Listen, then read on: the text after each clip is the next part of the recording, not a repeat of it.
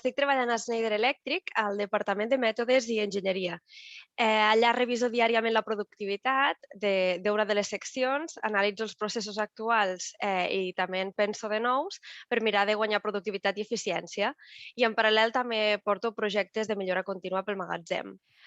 M'encanta estar involucrada en projectes d'innovació. Per exemple, ara tenim en el centre logístic un projecte que és portar 4 AGVs, que són vehicles autoguiats, pel magatzem, i estar involucrada en aquests projectes és molt gratificant i a nivell professional és una molt bona oportunitat.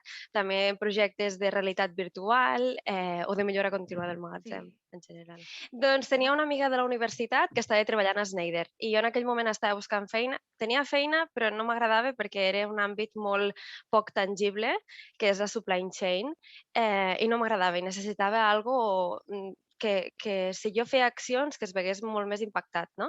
Llavors, en aquell moment a Schneider estaven buscant un perfil com el d'ella, que per tant era com el meu perquè va estudiar just a la mateixa universitat. I res, gràcies a això vaig fer l'entrevista i vaig començar. Perquè, a l'haver fet també dos carreres, 2 graus, el ventall de possibilitats era tan ampli que no m'imaginava estar treballant amb logística. T'ajuda molt tot el tema de les pràctiques, perquè hi ha un concepte que es diu engineering by doing, i jo vaig estar també involucrada en aquestes pràctiques. I va ser arran d'allà que vaig començar a treballar en logística i, doncs mira, fins ara. Jo recordo que estàvem tots molt units, tant els professors com els estudiants. Recordo hores interminables a les sales d'estudi, sempre a últim moment, però era divertit i, a més, aprenies moltíssim i a passos molt grans, no?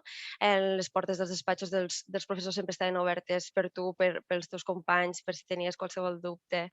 I vam fer molta pinya i al final érem com una família. Jo, de fet, volia fer INEF quan vaig estudiar el batxillerat. El que passa que també tenia una idea de negoci i volia mirar a veure quina de les especialitats, no només enginyeria, sinó d'altres carreres, podia tirar-ho endavant. Llavors, la meva idea principal era un ADE.